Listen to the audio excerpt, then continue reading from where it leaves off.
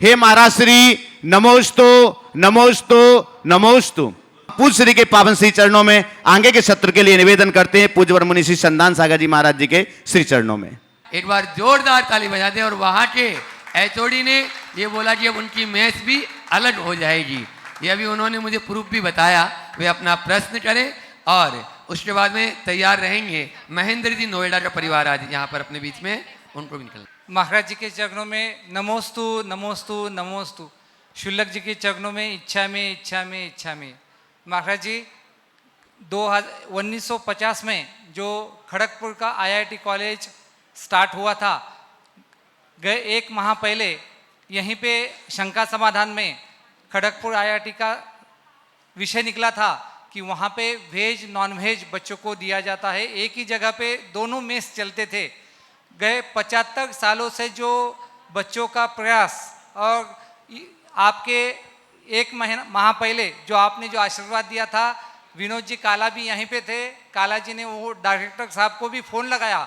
तो इस साल 2025 में जो बच्चे 15 जुलाई से वहाँ जाएंगे, तो इस साल पहली बार 75 सालों के बाद स्पेशल अलग सी वेज शाकाहार बहुत सुंदर, बहुत सुंदर चालू होने वाली है। आपका आशीष वो चाहते हैं। बहुत सुंदर, बहुत उत्तम कार्य हुआ है, बहुत प्रशंसनीय कार्य हुआ है। और मैं तो कहूँगा ऐसी ही पहल अन्य संस्थानों में भी करनी चाहिए। यहाँ की मैनेट में तो यहाँ हो ही गया, आपने वहाँ कहा, और भी पूरे देश में अगर इस तरह की पहल की जाए तो बहुत सार्थक पहल होगी। अपने बीच में महेंद्र कुमारी जैन, विवेक कुमारी जैन, अजय कुमार जी, आयुष जी, अतिशय जी, दिल्ली गुलमोहर पार्क से अपने बीच में हैं। रश्मि जी, विवेक, पूरा परिवार जो है, अतिशय प्रियांशी जी, विनोद जी जैन की माता जी, विनोद जैन माता जी भी हैं। एक बार जोरदार ताली बजा दीजिए। बहुत जुड़ा हुआ और अनन्य गुरु भक्त परिवार है। विवेक जी, रश्मि जी, आयुष जी, रिया जी, अतिशय जी, प्रियांशी जी और विनोद जी जैन माता जी, ये सभी यहाँ पर उपस्थित है। अपना प्रश्न भी करें और मैं चाहूँगा यहाँ की कमेटी या श्री विद्या प्रमाण गुरु कमेटी वहीं पे जाकर उनका सम्मान भी कर देगी। मैं चाहूँगा एक बार इस परिवार का जोरदार अभिनंदन करें। बड़ा समर्पित परिवार। कमेटी के जो लोग यहाँ उपस्थित हैं सामने आ जाएं। और यह परिवार गुरायतन ट्रस्ट से तो बहुत पहले से जुड़ा, गुरायतन के संरक्षक रहे हैं। और आज इन्होंने भाव व्यक्त किया है, विवेक जी ने गुरुकुल गौरव बनने का सौभाग्य प्राप्त किया है। एक बार जोरदार जोरदार करतल ध्वनि से सम्मान करें। महावीर जी, प्रेमी जी जो यहाँ हैं आकर के इनका सम्मान करें जब तक सवाल करें। हाँ, महिलाओं को भी बुला लो। नमोस्तु महाराज जी। महाराज जी, हमें बचपन से ही एथिक्स और मॉरली लीगली करेक्ट होने के लिए सिखाते हैं, पर जैसे जैसे काम कर रहे हैं, पिछले दिनों जैसे काम करते हैं, हम प्रैक्टिकली देखते हैं कि एथिक्स इतना हेल्प नहीं करते। डिपार्टमेंट्स जाते हैं, लीगली करेक्ट होते हैं, उसके बाद भी सेवा होती है तभी काम आगे होता है, वरना नहीं होता। अगर नहीं करेंगे तो रिपोर्ट करें, तो किस अथॉरिटी को करें, सब ऐसे ही हैं। और अगर नहीं करते सिस्टम फॉलो, सिस्टम से आउट हो जाएंगे। तो कितना करप्ट होना एडवाइजेबल है? एक बार सबका सत्कार करिए। रश्मि जी का भी करिए।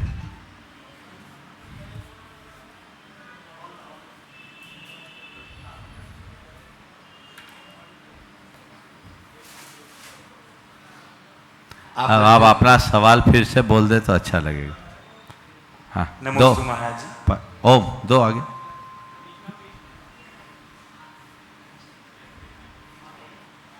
हाँ बोलो। महाराज जी, हमें बचपन से एथिक्स सिखाते हैं, लीगली मॉरली करेक्ट होने को सिखाते हैं, पर जैसे जैसे प्रैक्टिकली काम कर रहे हैं तो देखते हैं कि एथिक्स इतना हेल्प नहीं करते। हम डिपार्टमेंट्स जाते हैं, लीगली करेक्ट होने पर भी सेवा करते हैं, तभी काम आगे होता है। अगर नहीं करेंगे तो रिपोर्ट करें, तो किसको करें, क्योंकि ऊपर सब ऐसे ही हैं। और अगर सिस्टम फॉलो नहीं करेंगे तो सिस्टम से आउट हो जाएंगे। तो कितना करप्ट होना एडवाइजेबल है? देखो, करप्ट होना तो कतई उचित नहीं। पर एक बार की बात है, मैं ही भोपाल में था। एक अधिकारी ने मुझसे कहा कि महाराज जी आज से मैं रिश्वत का त्याग करता हूँ। उसकी धर्मपत्नी साथ में थी। मुझे अच्छा भी लगा, थोड़ा आश्चर्य भी हुआ, रिश्वत का त्याग करते हो। हमने कहा नियम पल जाएगा? बोले हाँ महाराज पल जाएगा। उसकी धर्मपत्नी से पूछा क्यों ये बोल रहे हैं नियम दे दो? बोले हाँ महाराज दे दीजिए, अब ज़्यादा पाप नहीं करना, बहुत हो गया। मैंने कहा ठीक है भैया आप नियम ले लो। नियम लेते लेते उनने कहा महाराज जी एक निवेदन है। बोले क्या? बोले सुविधा शुल्क की छूट रखेंगे। सुविधा शुल्क क्या है? बोले महाराज मैं ये वचन देता हूँ कोई भी अनैतिक काम नहीं करूँगा, ऐसा कोई काम नहीं करूँगा जो मेरे अधिकार क्षेत्र और नियमों के बाहर हो। पर मैं यदि किसी का कोई काम करूं, उसके एवज में सामने वाला अगर मुझे कुछ रकम दे तो मैं उसे लेने की छूट रखता हूं महाराज जी। अब आप बताइए, तो हमारी तनख्वाह मिलती है बड़ी सीमित है, 4 बच्चे, 95 की बात है, बच्चों की पढ़ाई में मेरे इतने खर्चे निकल जाते कि तनख्वाह से पूर्ति नहीं होती। तो महाराज कुछ तो लेना पड़ता है महाराज जी। किसी काम के लिए किसी आदमी को 4 चक्कर लगाना पड़े, उसका काम यदि मैं 1 चक्कर में पूरा कर दूं तो इसका फ़ायदा तो दोनों को मिलना चाहिए। उसका तर्क विचित्र था, फिर भी मैंने थोड़ी सकारात्मकता से लेते हुए कहा कि कम से कम ये आदमी इतना तो कर रहा है कि मैं अनैतिक कार्य नहीं करूँगा। यद्यपि उसका ये कृत्य अवैधानिक था, समझ गए? पर अवैधानिक और अनैतिक में अंतर है। आज के समय में जो सिस्टम है वो ऐसा गड़बड़ हो गया है कि अब उसे भ्रष्टाचार कहने में भी थोड़ा सा संकोच होता है, क्योंकि भ्रष्टाचार बोलने में थोड़ा कठिनाई होती है, शिष्टाचार बोलने में थोड़ा अच्छा लगता है। और जब भ्रष्टाचार ही शिष्टाचार बन जाए तो मैं क्या करूं? जब तक तंत्र नहीं सुधरेगा तब तक ये समस्याएं बनी रहेगी। सब चीज़ें महंगी भी होती जा रही है और लोगों की लालसाएं भी बढ़ते जा रही है। तो ये दोनों समस्याएं इतनी विकराल है कि इनका हल निकाले बिना जीवन सलामत नहीं होगा, इसलिए इनको ध्यान रखना चाहिए। एक बार जोरदार ताली बजा दीजिए। आज अन्नू जी जैन कानपुर से पूछ रही है महाराज जी, क्या आत्मा की अनुभूति बिना दीक्षा के भी संभव है? देखिए, आत्मानुभूति तब होगी जब हम निर्ग्रंथता का अनुभव करें, और आकुलता होने पर निर्ग्रंथता का अनुभव कैसे होगा? घर गृहस्थी में कतई संभव नहीं। हमारे यहाँ एक बड़े आध्यात्मिक विद्वान हुए पंडित बनारसी दास जी, उनके मन में आत्मानुभूति की धुन चढ़ी। बिना दीक्षा के वे घर के ही एक कक्ष में निर्वस्त्र होकर 3 दिन तक अपनी आत्मा का ध्यान करने की कोशिश में लगे रहे। और जब वो लगे रहे तो 3 दिन की अनुभूति को उन्होंने बड़े ईमानदारी से प्रस्तुत किया और लिखा, करनी को तो रस मिट्यो, करनी को तो रस मिट्यो, मिल्यो न निज को स्वाद। करनी को तो रस मिट्यो, मिल्यो न निज को स्वाद। भई बनारसी की दशा, जैसे ऊंट को पाद। बस हवा में ही रह गया। तो वस्तुतः केवल दीक्षा लेने से आत्मानुभूति नहीं होती, पर आत्मानुभूति के लिए सर्व संकल्प विकल्पों से मुक्त होना पड़ेगा। किसी भी प्रकार का अटैचमेंट है तो वो आत्मानुभूति में बाधक है। इसलिए हमें निर्ग्रंथता के पूर्ण मार्ग को अंगीकार करना आवश्यक है। राजेश जी कटारिया हासन से पूछ रहे हैं, शंका समाधान में अगर उत्तर न मिले तो मन विचलित क्यों होता है? देखिए, शंका समाधान में उत्तर न मिले तो मन विचलित होता, स्वाभाविक है। क्योंकि शंका समाधान में केवल समाधान ही नहीं होता, खुद का भाव भी जुड़ जाता, कम से कम नाम तो आ ही जाता। और प्रत्यक्ष आने वालों को तो कैमरे के सामने आने का मौका मिल जाता है। ये जो आकर्षण है ये थोड़ा परेशान करता है। फिर कई बार हमारी खुद की जिज्ञासाएं भी हमारे लिए अंदर से उथल पुथल मचा देती है, परेशान करती है। लेकिन मैं सबसे ये कहना चाहता हूँ कि कोई ज़रूरी नहीं कि हर किसी का नाम प्रश्न में आ जाए। हजारों लाखों लोग सुनते हैं, बस तो 2 4 10 15 के ही आते हैं। पर आप ये मत देखिए कि मेरे सवाल का उत्तर मिल रहा है या नहीं, केवल ये देखिए कि मैं समाधान पा रहा हूँ या नहीं। अगर आपके अंदर दृष्टि है, बहुत सारे लोग बोलते हैं कि महाराज हम रोज़ शंका समाधान में बैठते हैं, डेली ये कार्यक्रम सुनते हैं, और जो मन में सवाल होता है उस दिन कोई ना कोई उसको पूछ ही लेता है। तो मन में वो श्रद्धा और भावना रखिए, विचलित होने का कोई प्रसंग और सवाल ही नहीं होगा, आप पूर्ण आनंद ले सकें। अपने बीच में भुवनेश्वर से आज यहाँ पर अरुण जी जैन हैं और अभी वर्तमान में फरीदाबाद में हैं। एक बार जोरदार ताली बजा दीजिए। सपत्नीक यहाँ पर उपस्थित हैं। पूज्य श्री के श्री चरणों में कोटि सा नमस्तु। चुल्लक जी के श्री चरणों में एक चामी। पूज्य श्री भावना योग का जो 26 मिनट का एपिसोड है वो मुझे बहुत आनंद देता है, और स्पेशली उन क्षणों में जब मैं आपकी वाणी को सुन के उसको करने का प्रयास करता हूँ, बट उसकी निरंतरता नहीं बनी रहती। वो अक्षुण हो, सतत हो और गतिमान हो, और मेरे जीवन में उसका वो हो जाए, वो मैं चाहता हूँ। मार्गदर्शन है पूज्य श्री। नमस्ते। देखिए अरुण जी, बहुत प्रसन्नता, आप लंबे समय से भावना योग के सतत अभ्यासी हैं, भावना योग कर रहे हैं, करते रहें। मैं तो ये चाहता हूँ कि अब आपको केवल खुद के स्तर पर भावना योग नहीं, भावना योग के प्रसार में अपनी शक्ति को लगाना चाहिए, क्योंकि अब रिटायर हो गए और आप पे प्रतिभा है, क्षमता है, भावना भी है। तो अब आप भावना योग का कैंप कीजिए और खुद भावना योग को आत्मसात करके लोगों तक इसे पहुंचाने की कोशिश कीजिए। बहुत जल्दी 1-2 दिन में हम कार्यक्रम भी घोषित करने वाले हैं। आने वाले दिनों में एक ऑनलाइन भावना योग का शिविर लगेगा और उसमें पूरा भावना योग को एक पाठ्यक्रम की तहत लोगों को बताया जाएगा। उसका बाकायदा रजिस्ट्रेशन होगा। आप सब लोग उससे लाभान्वित होकर घर बैठे उसका लाभ ले सकते हैं। और भावना योग की जो पुस्तकें अभी प्रकाशित हुई है उन्हें ज़रूर पढ़ें। एक पुस्तक बहुत जल्दी, संभवतः 13 तारीख को उसका विमोचन हो जाएगा।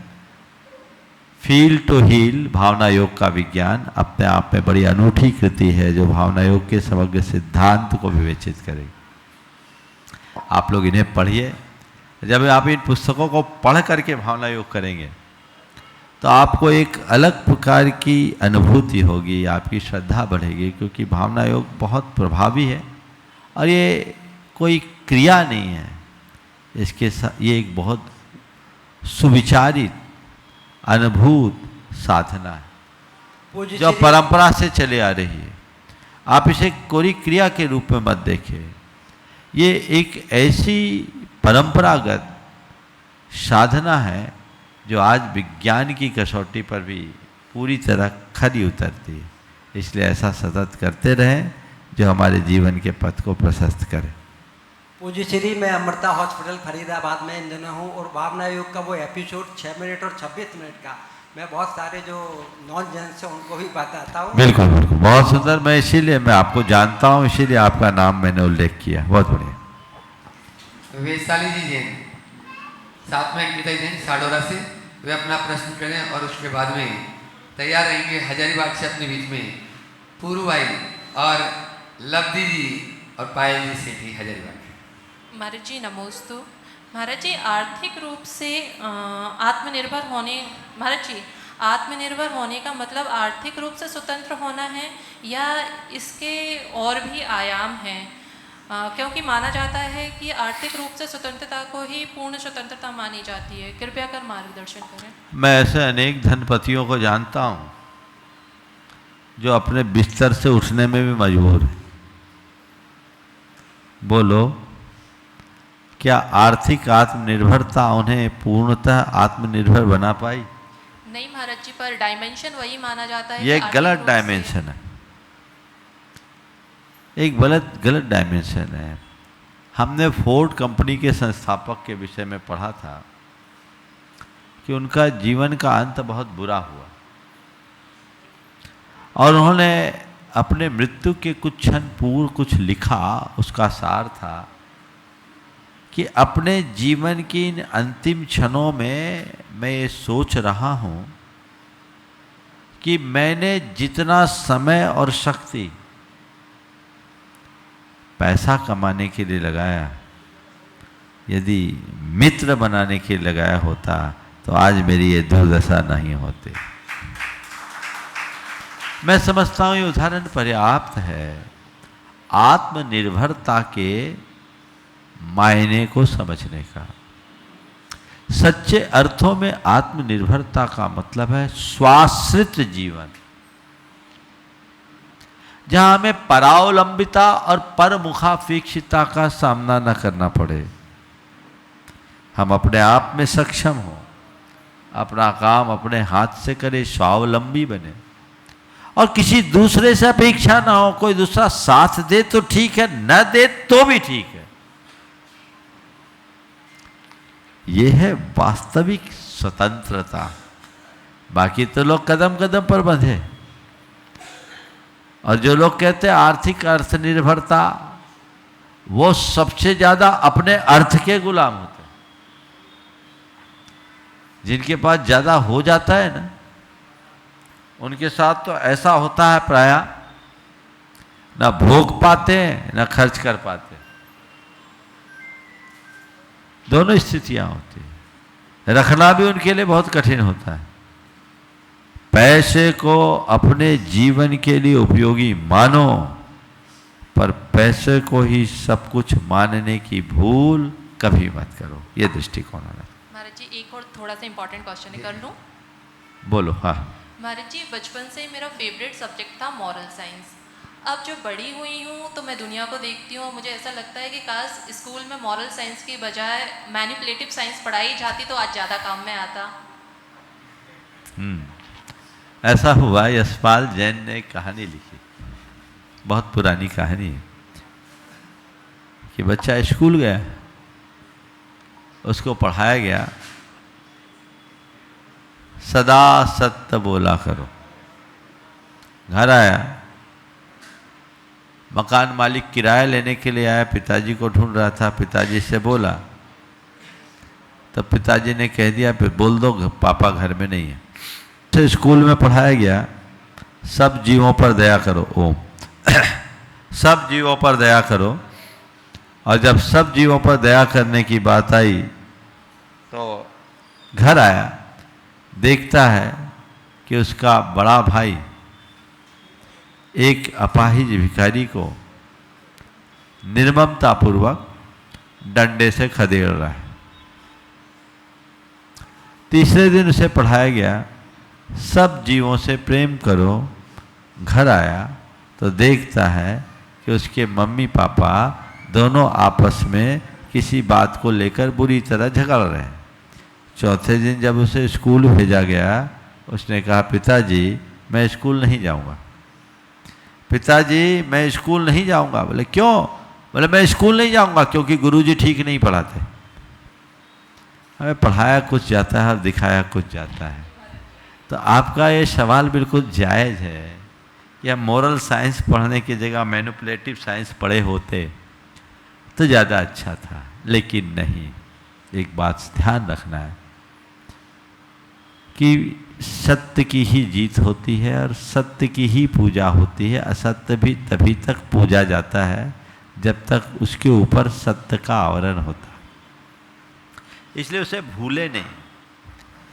आज हम अगर अपने जीवन में इस तरह के मैनिपुलेशन को और कृत्रिमता को आत्मसात करेंगे, हमें तात्कालिक सुविधा मिलेगी, दीर्घकालिक शांति नहीं।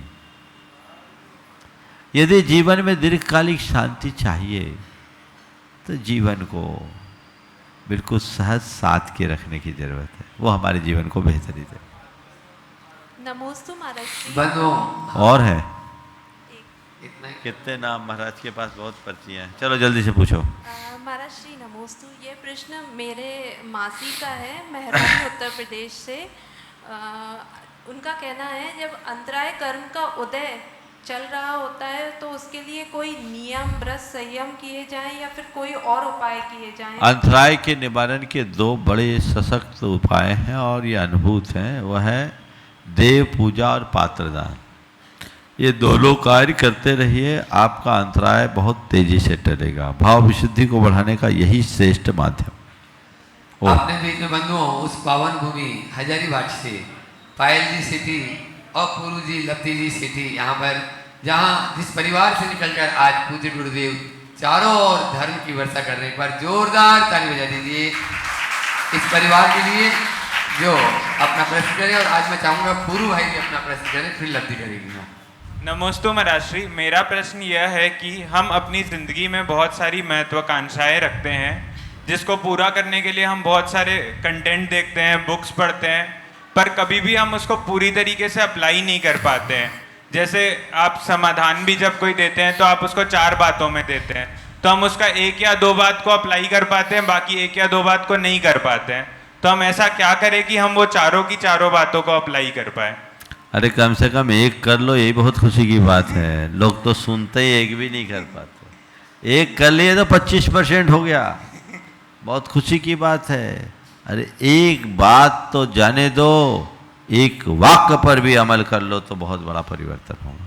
नमस्ते मेरा कोशिश करना चाहिए। जीवन में परिवर्तन के लिए हमें अपना लक्ष्य बनाना चाहिए, उसके लिए पुरुषार्थ जगाना चाहिए और चरणबद्ध तरीके से उसे पूरा करने का प्रयत्न करना चाहिए। कोई भी बड़ा लक्ष्य एक दिन में पूर्ण नहीं होता।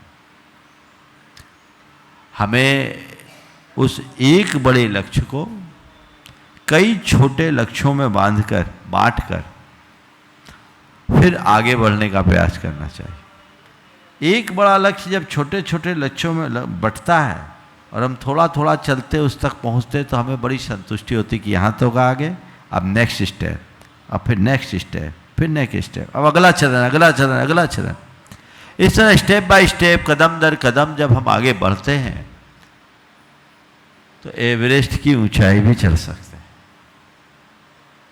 एक एक कदम चलने वाला हजारों मील की यात्रा कर लेता है और हजारों मील की चर्चा करने वाला एक कदम भी नहीं चल पाता। चलो, अपने जीवन में जब तक एम्बिशन नहीं हो आगे नहीं बढ़ोगे। तुम जैसे युवाओं में होना चाहिए, आगे बढ़ने की प्रेरणा मिलनी चाहिए।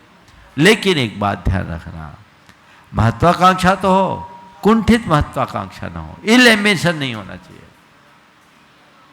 देखो मेरी योग्यता, मेरी क्षमता, मेरा बैकग्राउंड, मेरी पृष्ठभूमि क्या है, उसके अनुरूप अपना लक्ष्य बनाओ और धीरे धीरे आगे बढ़ते हुए उसे पूरा करो। नमस्ते महाराज जी। नमस्ते महाराज जी, मेरा प्रश्न यह है कि हम जब भी अपनी ज़िंदगी की नई शुरुआत करते हैं तो हमारे मन में बहुत सारी आशाएं होती हैं, महत्वाकांक्षाएं होती हैं। तो हम ऐसा क्या करें कि वो सारी महत्वाकांक्षाएं पूरी हो और अगर ना हो तो हम निराश ना हो? बहुत अच्छा सवाल है। स्वाभाविक है, जब भी हम कोई भी नई शुरुआत करते हैं तो शुरुआत करने के पीछे कुछ भावनाएं होती हैं और यही भावनाएं बढ़ते हुए महत्वाकांक्षा बन जाती है और जब तक ऐसी ना हो तो हम कर भी नहीं पाएंगे। करो, प्रयास करो। जैसा भी मैंने पहले प्रश्न के उत्तर में बोला कि कोई भी बात की शुरुआत करने से पूर्व उसके आगे पीछे की भूमिका देखो कि क्या है, मेरी परिस्थितियों के अनुकूल है या नहीं। एक कहावत, फर्स्ट डिजर्व देन डिजायर, तो उस बात को ध्यान में रखते हुए करो। आजकल क्या है, सब लोग हनुमान कूद करते हैं एक साथ और बड़ी जल्दी इंस्टेंट, सब कुछ इंस्टेंट चाहते हैं, ये भी उचित नहीं है। हमें कदम दर कदम करना चाहिए, स्टेप बाय स्टेप चलना चाहिए और लक्ष्य की तरफ आगे बढ़ना चाहिए। उसकी पूर्णता की अंतिम संभावना तक अपनी पूरी शक्ति खपा देना चाहिए। लेकिन पूर्ण प्रयत्न करने के उपरांत भी यदि वहाँ तक नहीं पहुँच पाए तो हताश नहीं होना चाहिए। नई संभावनाओं को देखना चाहिए। खासकर तुम जैसे छात्रों छात्राओं के लिए मैं कहूँगा, जो स्टूडेंट्स हैं, आज उनका एक सपना होता है प्रतियोगी परीक्षाओं में उत्तीर्ण होने का, पास होने का, उसमें भाग लेकर आगे आने का। मान लो कोई IIT के लिए किया, कोई MBA के लिए किया, कोई CA के लिए किया, कोई नीट के लिए किया। सब चाहते हैं हमें टॉप का कॉलेज मिले, टॉप की रैंक आए, हमारा कुछ चाहते सिलेक्शन हो जाए। तो ये क्या है, इसमें अगर जो सिलेक्ट हो जाते हैं वो तो ठीक है, जिनका सिलेक्शन नहीं हो पाता वो प्रायः ये मानने लगते हैं कि मैं विफल हो गया। ये गलत सोच है, ये असफलता नहीं है,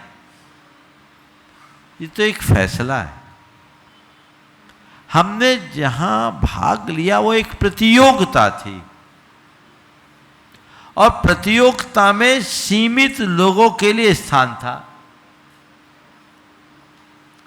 अब मान लो कोई नीट करता है, नीट का एग्जाम देता है, तो 20-22 लाख बच्चे तो होते होंगे। पता है कितने हैं सिंह साहब? नीट में कितने लोग बैठते हैं? 20 लाख के करीब। आप बोल रहे 20 लाख से भी ज़्यादा बता रहे हैं। हमने सुना 1,10,000 बच्चे MBBS के लिए सिलेक्ट होते हैं। अब 22 लाख बच्चे बैठते हैं तो 1,10,000 में लगभग 5% रिजल्ट है। इसका मतलब जिनका सिलेक्शन नहीं हुआ क्या बेवकूफ़ है? नहीं, ठीक है, बैठे इतने थे, जो टॉप के आए वो आ गए, पर मेरे अंदर प्रतिभा है ना। तो यदि मैं वहां कहीं एक दिशा में आगे बढ़ रहा था, वहां सफल नहीं हो पाया, तो अब दूसरी दिशा में देखूंगा, तीसरी दिशा में देखूंगा, चौथी दिशा में देखूंगा। संभावनाएं तो अलग अलग है, हम अपने आप को विफल क्यों माने? मेरे संपर्क में एक युवक है जो नीट के लिए इच्छा थी कि मैं डॉक्टर बनूं, डॉक्टर नहीं बन पाया, तो कहा चलो सीधे BBA करते हैं। बेंगलोर में जाके BBA किया और लौट कर आया, बोला पापा मैं डॉक्टर बना नहीं, मैं डॉक्टर पालूंगा। तुम्हारे ही शहर का बच्चा है, जानते हो तुम, हॉस्पिटल चला रहा है बढ़िया, डॉक्टर पाल रहा है ना। तो ये क्या है? अब बोलो, वो डॉक्टर बन के इतना सफल हो पाता जितना अभी सफल है? ये एक उदाहरण है। तो संभावनाएं सबके साथ होती है, जहां अच्छी दिशा और दृष्टि हो हमें वहां दौड़ना चाहिए। बंधुओं, जो पहले सूत्रधार थे और अब स्तंभ बन गए, जन्मना जैन नहीं लेकिन कर्मणा जैन है, और आगे मोक्ष मार्ग में बढ़ने का भाव भी रखते हैं। पर जोरदार ताली बजा दी विनोद भाई डूंगरपुर के लिए। वे अपना प्रश्न गुरु चरणों में करें और उसके बाद में यह माइक अपन देंगे RK सिंह जी कुलपति रांची, अपने बीच में यहाँ पर उपस्थित हैं। वे अपना प्रश्न, जिनके प्रश्न बहुत समसामयिक और मौलिक होते हैं, वे अपने विचारों से भी आप गुरुवर को नमस्तो नमस्तो नमस्तो, शुल्लक जी को इच्छामि इच्छामि इच्छामि। हे गुरुवर, मुझे भी गुरुकुलम के एक छोटे से छात्र मान करके और मुझे भी ऐसा मार्ग प्रशस्त करिए कि मैं भी एक अच्छा और सच्चा श्रावक बनूं, ऐसा मेरी भावना है। गुरुवर, जैसी आपकी अनुकूलता, मुझे भी आपका एक शिष्य माने और मुझे भी मेरा रास्ता प्रशस्त करें। बहुत अच्छी भावना आपकी है, और मैं चाहूँगा एक बार इनकी जोरदार करतल ध्वनि से अभिनंदन करें। आपने जो रास्ता पकड़ा है बस उस पर चलते रहिए, अपनी आत्मा की शुद्ध के साथ आत्म कल्याण की दिशा में निरंतर आगे बढ़े, जो हमारे जीवन को बेहतर बनाएगा। बहुत बहुत आशीर्वाद। नमस्तु गुरुवर, नमस्तु गुरुवर। 6 साल का बालक यश जैन, जल्दी से करें, और उसके बाद में महावीर जी सिंगई, सिद्धार्थ लेठी। नमोस्तु महाराज जी, नमोस्तु महाराज जी, नमोस्तु इच्छामि शुल्लक महाराज जी। महाराज जी, आप इतनी धूप में जलते हो, आपके पैर नहीं जलते? धूप में जलते पैर नहीं जलते। मेरे साथ आप चलोगे तो आपके भी नहीं जलेंगे, ठीक है ना, प्रैक्टिस से हो जाता है। चलो, कार्यक्रम यहाँ पर है, क्योंकि चातुर्मास तो अनेक हुए होंगे, लेकिन इस वर्ष का जो चातुर्मास हो रहा है वह चातुर्मास अपने आप में विशेष है। उन 180 मेधावी बच्चों के लिए महाराज जी उनके निमित्त से, उनके पुण्य से यहाँ भोपाल में रुके। हम सबको मालूम है महाराज श्री यहाँ आए थे और एक आध महीने में ही निकलना था पंचकल्याणक टीटी नगर का कराने के बाद, लेकिन गुरुकुलम की यहाँ पर कार्य रूपरेखा बनी और गुरुकुलम की स्थापना हुई और सभी बच्चे यहाँ पर हैं। तो बंधुओं, इस बार ये सौभाग्य आपके हाथों में होगा। चातुर्मास के मंगल कलशों को स्थापित करने के लिए आप सबको विदित है, अनेक जगहों पर 100-100, 200-200, 500-500, 1000 कलश भी स्थापित करते हैं, लेकिन महाराज श्री कहते हैं इतने कलश तो आपके घरों में, कलश घर बन गया कई लोगों के घरों में, तो इतने कलश हो चुके हैं। तो महाराज श्री ने उसके लिए अलग पुण्यार्जन का निमित्त आपके लिए दिया है। चातुर्मास चक्रवर्ती एकमात्र कलश की स्थापना करेगा, लेकिन जो लोग अन्य रूप में, चाहे नवरत्न के रूप में जुड़े, चाहे गुरुकुल गौरव के रूप में 11 लाख रुपए की राशि से जुड़े, चाहे गुरुकुल नायक के रूप में 5 लाख रुपए की राशि से जुड़े, चाहे विद्या विभूति के रूप में 2,51,000 रुपए की राशि से जुड़े, चाहे गुरुकुल मित्र के रूप में 1,21,000 रुपए की राशि से जुड़े, सभी के लिए कुछ ना कुछ मांगलिक सामग्री स्थापित करने का सौभाग्य प्राप्त होगा। चाहे वो अष्टमंगल द्रव्य हो, चाहे नंद्यावर्त स्वस्तिक हो, ये सभी रजत रुमय होंगे। और साथ में चातुर्मास के अंत में आपके लिए आपकी जो भी पद है, जिस रूप में आप गुरुकुल से जुड़े हैं, उसकी एक विशिष्ट प्रशस्ति पत्र देकर के आपको सम्मानित भी किया जाएगा। तो ये सारे सौभाग्य आपके हाथों में होंगे। तो जो लोग अभी नहीं जुड़े हैं, एक बार पुनः आह्वान करता हूं कि इस बार 3-3 पुण्य, एक दान से 3 पुण्य आपकी झोली में है। अभी तक तो चातुर्मास का एक ही पुण्य होता था, लेकिन इस बार 3 पुण्य है। चातुर्मास का पुण्यार्जन तो है ही धर्म प्रभावना का, बच्चों की शिक्षा और संस्कार का पुण्यार्जन है, और बच्चों की उन शिक्षा का पूरा खर्च गुणायतन परिवार उठा रहा है। इसलिए गुणायतन से जुड़ने का भी सौभाग्य आपके हाथों में है। 3-3 पुण्य आपके हाथों में है। तो आप समय को गंवाए बिना आप जुड़िएगा, कार्यकर्ताओं से संपर्क करिएगा। नवरत्न के भी अभी 2 पद खाली हैं, रिक्त हैं, वो उसके लिए भी आप महाराज श्री के श्री चरणों में अनुरोध कर सकते हैं, निवेदन कर सकते हैं अपना। और गुरुकुल गौरव, गुरुकुल नायक, विद्या विभूति और गुरुकुल मित्र के रूप में भी आप जुड़ सकते हैं शीघ्रातिशीघ्र। मैं 2 मिनट और कहना चाहूँगा। बहुत सारे लोग पिछले साल बहुत हताश हो गए थे कि महाराज जी आपने तो सबका पत्ता ही साफ कर दिया, हम लोग चातुर्मास में किसी न किसी रूप में जुड़ना चाहते। पिछले वर्ष इंदौर में नवरत्न थे, 1 कलश रखा था और पूरा चातुर्मास उन्हीं के सौजन्य से संपन्न हो गया। नवरत्न भी हमें रखना पड़ा था लोगों का मन रखने के लिए, लेकिन वहां नवरत्नों को कुछ दिया नहीं था। यहाँ तो सब मिलने वाला है। दूसरी बात बोल रहा हूँ।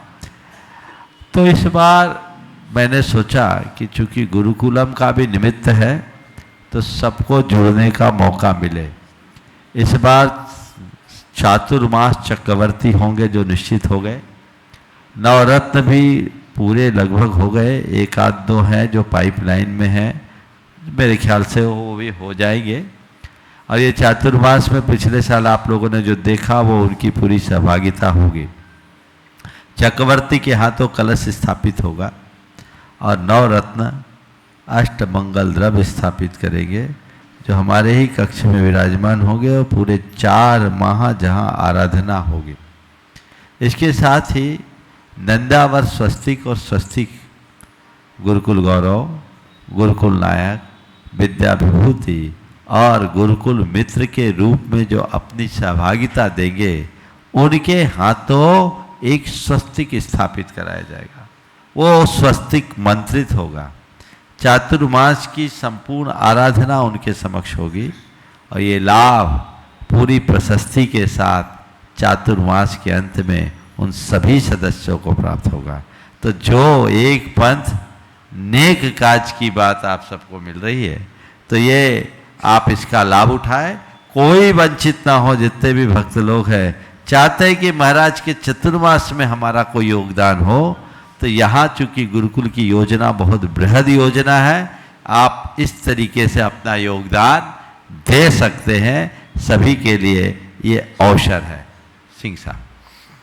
नमस्ते। और हमारे दर्शक दीर्घा में नीट और ये मेंस, क्लैट और कैट के जितने भी परीक्षार्थी हैं या जो करने वाले हैं, उन सबों का भी मैं अपने दिल से धन्यवाद देता हूं और ढेर सारी शुभकामनाएं देता हूं। गुरुजी, हमने IITs बनाए, आईएम्स बनाए, सेंटर ऑफ एक्सेलेंस बनाए, लेकिन हमारे पड़ोसी देशों ने लश्कर तैयबा बनाया, हिंद मुजाहिदीन बनाया और हम आगे बढ़ते गए और वो दूसरी तरफ विध्वंस की दिशा में बढ़ते गए। जब नेहरू जी ने 4 IIT की स्थापना की थी तो उनका उद्देश्य था कि ये 4 IIT पूरे देश के और तमाम टेक्निकल इंस्टीट्यूशन को एक दिशा देंगी और दिशा के साथ साथ ही उनका नेतृत्व करेंगी। लेकिन दुख की बात है कि जब माननीय HRD मिनिस्टर अर्जुन सिंह जी हुए तो उन्होंने तमाम प्रदेशों में एक एक IIT दिया।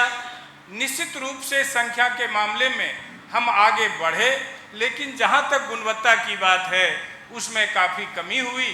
साथ ही साथ मैं एक और बात कहना चाहूँगा और आपका ये जो जवाब होगा, समाधान होगा, वो उसको पूरे विश्व के लोग सुनेंगे और देखेंगे भी।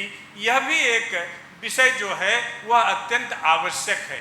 नेहरू ने 1942 में दिल्ली विश्वविद्यालय के दीक्षांत समारोह में कहा, I quote Nehru, a university stands for humanism.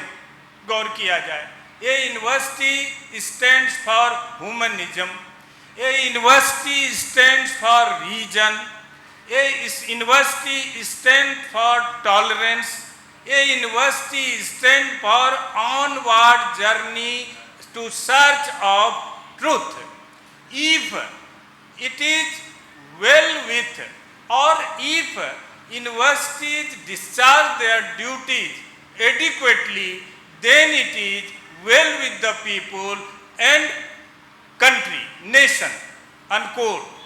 मेरा कहना यह है कि विश्वविद्यालयों का कॉमर्शलाइजेशन होता चला गया। क्या जिस उद्देश्य से आप विश्वविद्यालय बनाना चाहते हैं, जिसकी घोषणा आपने कर दी, क्या वह विश्वविद्यालय आने वाले दिनों में देश और लोगों और विश्व को पूरे मानवकी के कल्याण की दिशा में होगा? और निसंदेह वह विश्वविद्यालय हमारे तमाम देश और विदेश के विश्वविद्यालयों का भी नेतृत्व करेगा, रोल मॉडल होगा और हमें उस दिशा में बढ़ने का शुभ अवसर देगा। बहुत ही अच्छा प्रसंग सिंह साहब ने उठाया है।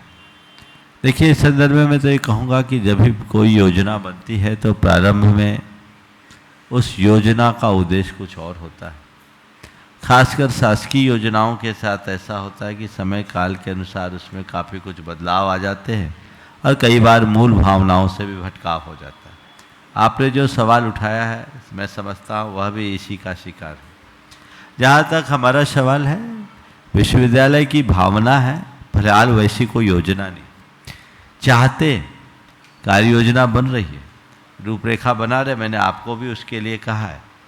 अब वो योजना सामने आए, फिर मुझे समझ में आएगा कि ये कार्य अभी शुरू करने की स्थिति में समाज है या नहीं, तभी तो कुछ होगा। और अगर ऐसा होगा तो मेरा तो एक ही मकसद है। हमने अभी दीक्षा दिवस, गुरुदेव के दीक्षा दिवस के दिन एक बात कही थी कि गुरु के रास्ते पर चलना, उस रास्ते को पुष्ट करना, रास्ते पर चलने के लिए औरों को प्रेरित करना और उस रास्ते को आगे बढ़ाना हमारा यही ध्येय है। मैं चल रहा हूँ, पुष्ट कर रहा हूँ, सबको प्रेरित भी कर रहा हूँ और जहाँ वो छोड़े उसे आगे बढ़ाने के लिए चेष्टा कर रहा हूँ। गुरुदेव ने विद्यालय खुलवाए, हम और उसे आगे बढ़ाए। ये भाव है, ये लक्ष्य है, ये उद्देश्य है। उसकी पूर्णता होगी, सुनिश्चित अच्छा होगा। उनके विजन को ही हमने अपना मिशन बनाया है और वही हम सबको लेकर के चलना है, जो हम सबको एक अच्छा परिणाम दे सके। समय शेष हो गया, यहीं पर विराम। बोलिए परम पूज्य आचार्य गुरुवर श्री विद्यासागर महाराज।